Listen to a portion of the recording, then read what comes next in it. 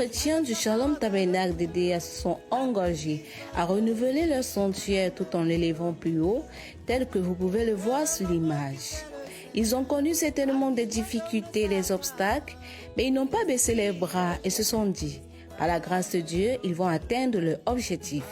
Et on peut voir beaucoup de progrès qui ont été faits jusqu'ici. En effet, ce samedi 31 janvier 2026, à partir de 8 heures, les frères et sœurs sont venus assister à la pose des tôles sur le sanctuaire.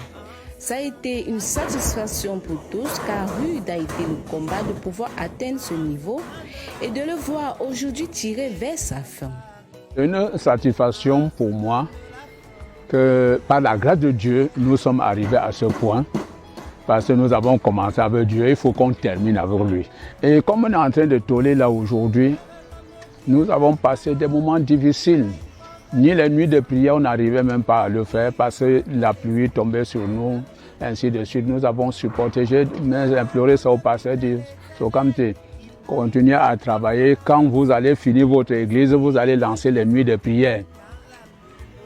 Et c'est là où, par le conseil de notre pasteur, qui nous a aussi beaucoup aidés, nous a soutenus jusqu'à ce moment. Simplement dire que je suis très satisfait. Parce que traditionnellement, même chez nous en Afrique, lorsque tu couvres, on peut y habiter. Donc c'est le sentiment de joie qui nous inonde en ce moment. C'est un sentiment de joie, de vive joie d'ailleurs. Parce que quand nous savons d'où nous sortons et nous voyons le nombre de personnes qu'il y a dans l'église, nous ne pouvons que dire merci au Seigneur.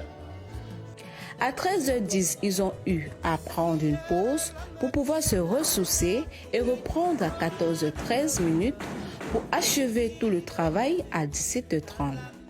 On pourrait contempler du haut du sanctuaire la beauté qu'elle dégage déjà et s'imaginer l'éclat sublime qu'elle aura dès qu'elle sera définitivement achevée de tous les côtés. Il y a beaucoup à faire parce que la toiture, c'est tout simplement sur les gros œuvres.